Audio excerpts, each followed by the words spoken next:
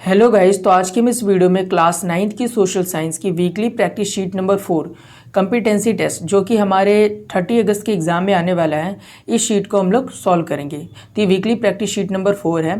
तो चलिए इसके सारे क्वेश्चंस को हम सॉल्व करते हैं और डिटेल में हर एक क्वेश्चन को समझते हैं। तो चलिए इस वीडियो को हम स्टार्ट करते हैं। तो सबसे पहला क्वेश्चन है हमारे पास, despite the changes in the society some traditions, relationships and social activities are still going on today as they were going in the Vedic period। तो क्वेश्चन क्या बोल रहा है? क्वेश्चन ये कह रहा है कि सोसाइटी में बहुत सारे चेंजेस के बावजूद भी, कुछ परंपराओं के चेंजेस के बावजूद भी, कुछ संबंधों में चेंजेस के बावजूद भी बहुत सारी ऐसी सामाजिक एक्टिविटीज़ आज भी चल रही हैं जैसे वो वैदिक पीरियड में चला करती थी। ठीक है। Today's society is also divided into different classes on the basis of occupation and work, and this tradition was also in the Vedic period। तो बोल रहा है कि आज भी हमारी जो सोसाइटी होती है वो काम के बेसिस पर कि कोई कौन सा व्यक्ति किस तरह का काम करता है, इसके बेसिस पर डिवाइड होती थी। वैदिक पीरियड में सोसाइटी इस तरीके से डिवाइड थी कि किस तरीके से लोग किस तरीके का काम करते थे, मतलब जो व्यक्ति जिस तरीके का काम करता था उसे उस क्लास में डिफाइन कर दिया जाता था। तो बोल रहे can you tell into which sections the society was divided in the Vedic period. तो क्या आप ये बता सकते हैं कि वैदिक पीरियड में जो हमारी सोसाइटी थी वो कितने पार्ट्स में डिवाइडेड थी? तो देखिए इसका राइट आंसर होगा option number D. Option number D है ब्राह्मण, क्षत्रियास, वैश्यास एंड शूद्रास। सोसाइटी उस समय 4 पार्ट में डिवाइडेड थी, ब्राह्मण, क्षत्रिय, वैश्य एंड शूद्रा। ब्राह्मण उसे कहते थे कि जो समाज में पढ़ा लिखा इंसान होता था, जो पूजा पाठ हवन वगैरह करवाते थे। ठीक है, ये सबसे अपर क्लास कही जाती थी। उसके बाद क्षत्रिय, क्षत्रिय उसे कहा जाता था जो युद्ध में पार्टिसिपेट करता था। उसके बाद वैश्य, वैश्य उसे कहा जाता था जो किसी भी तरह का बिजनेस करता था या फिर किसानी करता था। शूद्र उसे कहा जाता था जो इन तीनों क्लासेस की, ब्राह्मण, क्षत्रिय और वैश्य की सेवा करता था, एक तरीके से हेल्प करता था, उसे शूद्र कहा जाता था। तो क्वेश्चन नंबर 1 का राइट आंसर है ऑप्शन नंबर डी। तो चलिए बढ़ते हैं नेक्स्ट क्वेश्चन की तरफ। हमारे पास नेक्स्ट क्वेश्चन है, the beginning of the modern period in India is considered to be from 18th century. जो मॉडर्न पीरियड की शुरुआत है वो भारत के अंदर मानी जाती है कि 18th सेंचुरी के बाद से हुई। But the beginning of the modern period in Europe was earlier. मगर जो यूरोप में मॉडर्न पीरियड आया था वो कहा जाता है कि वो भारत से पहले ही आ चुका था। Do you know in which century this modern era begin in Europe. तो क्या आप बता सकते हैं कि यूरोप में मॉडर्न एरा की शुरुआत कब हुई थी? तो इसका राइट आंसर है 16th century. Option number A correct है। ठीक है, तो चलिए बढ़ते हैं नेक्स्ट क्वेश्चन की तरफ। नेक्स्ट क्वेश्चन है हमारे पास, many rivers are described in Vedic literature. हमारे जो वैदिक लिटरेचर है, वैदिक साहित्य है, इसमें कई सारी रिवर्स का मेंशन किया है, मतलब कई सारी रिवर्स के बारे में बात की गई है। Can you tell which river was considered the most sacred in the Vedic period. तो क्या आप बता सकते हैं कि वैदिक पीरियड के समय, वैदिक युग के समय कौन सी नदी को सबसे ज़्यादा पवित्र माना जाता था? तो इसका राइट आंसर है ऑप्शन नंबर सी, सरस्वती। जो हमारी सरस्वती नदी थी इसको सबसे ज़्यादा पवित्र नदी माना जाता था वैदिक युग में। तो चलिए बढ़ते हैं क्वेश्चन नंबर 4 की तरफ।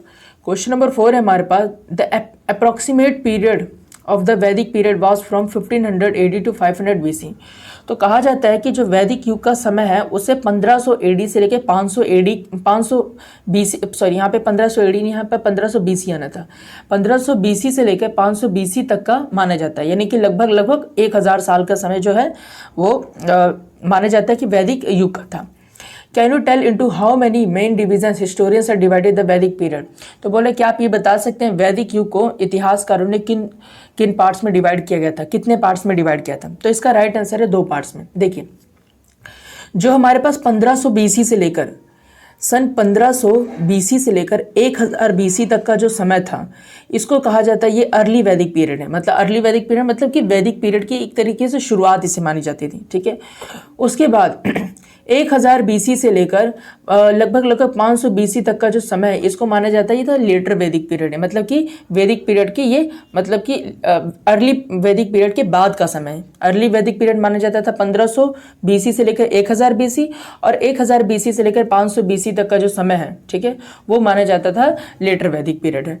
तो मेनली वैदिक पीरियड को इतिहासकारों ने 2 पार्ट्स में डिवाइड किया था, अर्ली वैदिक पीरियड और लेटर वैदिक पीरियड। ठीक है, तो क्वेश्चन नंबर 4 का राइट आंसर हो गया ऑप्शन नंबर ए 2।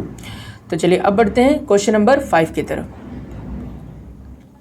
क्वेश्चन नंबर 5 है हमारे पास, children you must have learned about the ancient Veda. तो कह रहा है कि बच्चों आपने ये चीज़ों के बारे में समझा होगा कि एंशिएंट में वेदा के बारे में, वेदा। तो कई सारे वेदों की रचना हुई थी एंशियंट पीरियड में, प्राचीन समय में। तो विच इज़ द ओल्डेस्ट वेदा, तो कौन सी वेद को हम सबसे पुरानी मानते हैं, और नॉट ओनली ऑफ इंडिया, सिर्फ भारत में ही नहीं बट ऑफ द वर्ल्ड, मतलब कि इस पूरी दुनिया में भी। विच वेदा इज दिस, तो ये कौन सा वेद है, तो मतलब कौन सा ऐसा वेद है जिसे भारत में ही नहीं पूरी दुनिया में भी सबसे पुराना वेद माना जाता है, तो ये वेद कौन सा है, तो इसका राइट आंसर है ऋग्वेद। ठीक है, क्वेश्चन नंबर 5 का राइट आंसर है ऋग्वेद। ऋग्वेद को पूरे के पूरे इतिहास का सबसे पुराना वेद माना जाता है। ठीक है, इसमें कई सारे मंत्रों का उल्लेख किया गया, हजारों मंत्र इसके अंदर मेंशन है। ठीक है, तो चलिए बढ़ते हैं क्वेश्चन नंबर 6 की तरफ। क्वेश्चन नंबर 6 हमारे पास है, many Europeans power try to establish their empire in India. बहुत सारे यूरोपियन पावर्स ने भारत के अंदर अपना साम्राज्य स्थापित करने की कोशिश की। Which of the following European power did not try to establish their empire over India, तो इनमें से कौन सी यूरोपियन पावर ने भारत के अंदर अपना साम्राज्य स्थापित करने की कोशिश नहीं की, तो देखिए इसका राइट आंसर होगा जर्मन, क्योंकि पुर्तगालियों ने भी कोशिश की थी, डच ने भी कोशिश की थी, इंग्लिश ने यानी कि ब्रिटिशर्स ने भी कोशिश की थी, जर्मन ने कोशिश नहीं की थी। ठीक है, तो क्वेश्चन नंबर 6 का राइट आंसर हो गया ऑप्शन नंबर डी, जर्मन। तो चलिए बढ़ते हैं क्वेश्चन नंबर 7 की तरफ। क्वेश्चन नंबर 7 है, you have learn that man has made many discoveries from the stone age to the present age. आप ये जानते हैं कि इंसानों ने स्टोन एज से लेकर, पत्थर युग से लेकर आज के समय तक बहुत सारी ऐसी खोजें की हैं। ठीक है, there are some discoveries made by the primitive man in the stone age, तो बोल रहे हैं ऐसी बहुत सारी डिस्कवरीज जो है वो प्रिमिटिव मैन मतलब कि जो शुरुआती इंसान था, प्रारंभिक जो इंसान था उसके द्वारा पत्थर युग में की गई थी।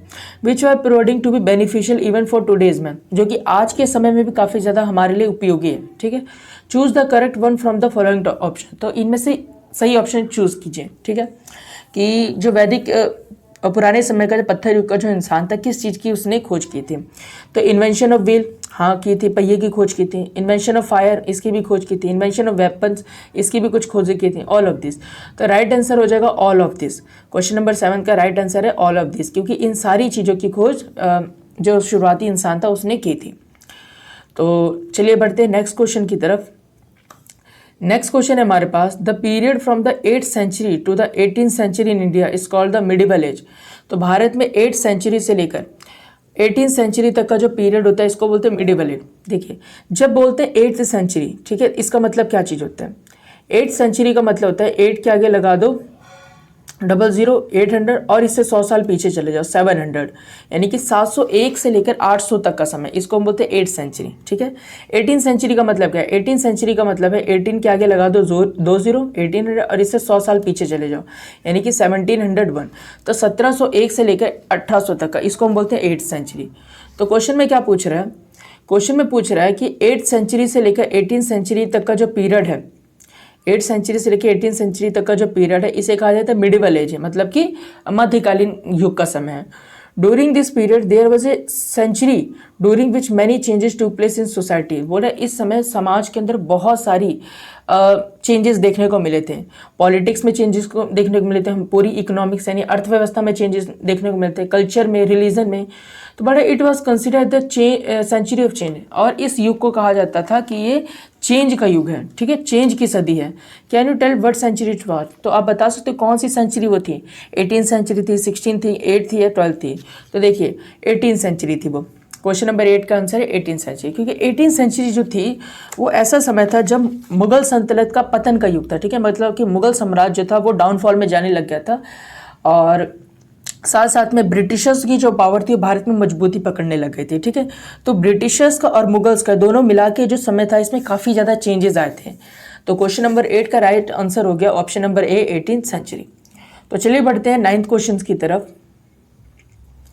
तो हमारे पास 9th क्वेश्चन है, from the stone age primitive man started doing certain activities to fulfil his needs which are continue even in the present day. बोले पत्थर युग से लेकर जो शुरुआती इंसान था उसने बहुत सारी एक्टिविटीज़ करनी शुरू की ताकि उसकी ज़रूरतें पूरी हो सके। आज भी बहुत सारी ऐसी चीज़ें चलती हैं, आज भी मतलब ऐसी बहुत सारी चीज़ें चलती हैं। बोले comparing the stone age and present day select the appropriate option from the following related to it. तो पत्थर युग से लेकर आज के समय तक के ये कुछ ऑप्शंस हैं, इन्हें सेलेक्ट कीजिए जो आज भी एकदम रेलिवेंट है, मतलब कि पत्थर युग में जो चीज़ रेलिवेंट थी आज भी वो चीज़ रेलिवेंट है। तो इसके ऑप्शन चूज करिए। तो option number A, presenting food grace for future. देखिए जो शुरुआती इंसान था, पत्थर युग का इंसान था, वो भी खाने को बचा के रखता था फ्यूचर के लिए। आज का इंसान भी ये करता है, तो ऑप्शन नंबर ए सही है। Option number B, using fire to cook food, पुराने समय का जो इंसान था वो आग से अपना खाना पकाया करता था, आज का इंसान भी पकाता है, तो ऑप्शन नंबर बी भी सही है। Option number C, using weapons for self protection, पुराने समय का जो इंसान था वो भी अपनी रक्षा के लिए वेपन्स का इस्तेमाल किया करता था, हथियारों का इस्तेमाल किया करता था, आज का भी इंसान करता है। तो ऑप्शन नंबर डी हो गया, ये सारे ऑप्शन सही है। ऑप्शन नंबर ए, बी, सी, ये तीनों के तीनों ऑप्शन सही है। तो क्वेश्चन नंबर 9 का राइट आंसर हो गया ऑप्शन नंबर डी। तो चलिए बढ़ते हैं नेक्स्ट क्वेश्चन की तरफ। क्वेश्चन नंबर 10 है हमारे पास। क्वेश्चन नंबर 10 है, you must have read the text about stone age and the man in the previous classes. तो बोला आपने पिछली क्लासेस में पत्थर युग के बारे में और पुराने समय के इंसान के बारे में पढ़ा होगा।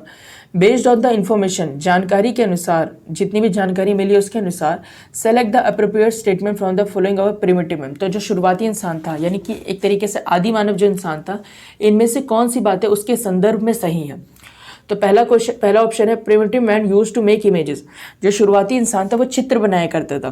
तो हाँ, ये ऑप्शन सही है कि हमने देखा था कि भीम बैठका वगैरह की जगह में शुरुआती इंसानों ने, यानी कि पत्थर युग के जो इंसान था उसने बहुत सारे चित्र, कलाकारी बनाई हुई थी, ठीक है, दीवारों के ऊपर, गुफाओं की दीवारों के ऊपर। तो ये ऑप्शन तो सही है।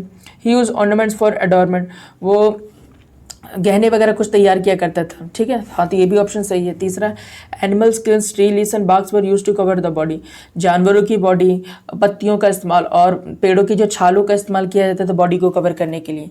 तो हाँ, ये तीनों के तीनों ऑप्शन सही हैं। ये तीनों के तीनों चीज़ों का इस्तेमाल जो आदि मानव थे वो किया करते थे। यानी क्वेश्चन नंबर 10 का ऑप्शन हो गया all of this, option number D हो गया इसका राइट आंसर। तो चलिए बढ़ते हैं क्वेश्चन नंबर 11 की तरफ। क्वेश्चन नंबर 11 बोल रहा है, agriculture was the main occupation of Indian people before the establishment of English rule in India. तो भारत में ब्रिटिशर्स के रूल से पहले जो एग्रीकल्चर था वो मेन ऑक्यूपेशन हुआ करता था, मतलब लोगों का मेन काम जो हुआ करता था वो हुआ करता था agriculture. Agricultural production was use to meet the needs of the people, लोगों की ज़रूरतों को पूरा करने के लिए एग्रीकल्चर यानी कि खेती का उत्पादन किया जाता था, ठीक है। But with the British rule in India, the farmers started planting crops like cotton, wheat, oilseed, sugarcane and pulses. तो बोले मगर ब्रिटिशर्स के आने के बाद भारतीय जो किसानों ने बहुत सारी अलग अलग फसलों का उत्पादन शुरू कर दिया, जैसे कॉटन हो गया, वीट हो गया, ऑयल सीड हो गया, शुगर केन हो गया, पल्सेस हो गया, तो मतलब कि इन सारी फसलों का उत्पादन करना शुरू कर दिया। And crops were in great demand in the market, और इन सारे क्रॉप्स की जो डिमांड थी वो मार्केट के अंदर बहुत ज़्यादा थी। Which is this type of farming call, तो इस तरह की फार्मिंग को हम लोग क्या बोलते हैं। तो देखिए, इस तरह की फार्मिंग को हम बोलते हैं कमर्शियल एग्रीकल्चर। देखिए, कमर्शियल एग्रीकल्चर उस खेती को कहते हैं जिस खेती को इसलिए किया जाता है ताकि उस फसल का उत्पादन करके मार्केट में बेचा जा सके और ज़्यादा से ज़्यादा प्रॉफिट कमाया जा सके। तो कमर्शियल एग्रीकल्चर ऐसे एग्रीकल्चर को कहते हैं जिसमें ज़्यादा से ज़्यादा प्रॉफिट कमाने के लिए एग्रीकल्चर किया जाता है। तो राइट ऑप्शन हो गया ऑप्शन नंबर सी, ठीक है। तो क्वेश्चन नंबर 11 का राइट आंसर है ऑप्शन नंबर सी। तो चलिए बढ़ते हैं क्वेश्चन नंबर 12 की तरफ। क्वेश्चन नंबर 12 है हमारे पास, Lord Dalhousie formulated a policy for the incorporation of Indian princely states into the English empire whereby an Indian ruler who had not children of his own was not allowed to adopt a son. बोल रहा है कि Lord Dalhousie ने एक policy लेके आए थे princely states में, यानी कि वो स्टेट जहाँ पे राजा महाराजाओं को रूल हुआ करता था। इस पॉलिसी के थ्रू उन्होंने क्या किया था कि जिस भी राजा के बच्चा नहीं होता था, ठीक है, उस राजा के मरने के बाद उसका सारा का सारा जो साम्राज्य था वो ब्रिटिश हुकूमत के कब्जे में हो जाता था, ठीक है। तो बोल रहे विच of the following was the policy, तो वो पॉलिसी कौन सी थी, तो उसका नाम बताना है। तो देखिए, ऑप्शन नंबर बी उसका राइट आंसर है लैप्स पॉलिसी। इसे लैप्स पॉलिसी भी कहते हैं या फिर इसे पॉलिसी ऑफ लैप्स भी कहते हैं। तो इस पॉलिसी के थ्रू जिस भी राजा का बच्चा नहीं होता था उसके मरने के बाद उसका सारे साम्राज्य जो था वो ब्रिटिश हुकूमत में चला जाता था, और बच्चा भी कौन सा होना चाहिए, बच्चा मेल होना चाहिए, ठीक है। तो क्वेश्चन नंबर 12 का राइट आंसर है ऑप्शन नंबर बी। तो चलिए बढ़ते हैं क्वेश्चन नंबर 13 की तरफ। क्वेश्चन नंबर 13 है हमारे पास, Lord Curzon partition Bengal in 1905, which of the following was its main purpose. Lord Curzon ने बंगाल का बंटवारा कर दिया था 1905 में, तो इसके पीछे के क्या रीज़न थे, तो इसके पीछे के रीज़न देखिए क्या चीज़ थे। तो इसके पीछे का मेन रीज़न था option number C, weakening the national power by dividing Hindu और मुस्लिम। तो देखिए, बंगाल का जो बहुत बड़ा हिस्सा था वो मुस्लिमों का था, ठीक है, और तो और बाकी का जो नॉर्थ इंडिया का भाग था वो हिंदुओं का था। तो मेन जो रीज़न था बंगाल को डिवाइड करने का था वो ये था कि नेशनल पावर को वीक कर दिया, यानी कि हिंदू और मुस्लिमों को डिवाइड करके एक तरीके से फूट भरो और नीति करो का राज अपनाना चाहते थे वो लोग, ठीक है, हिंदू मुस्लिमों का आपस में लड़ा के।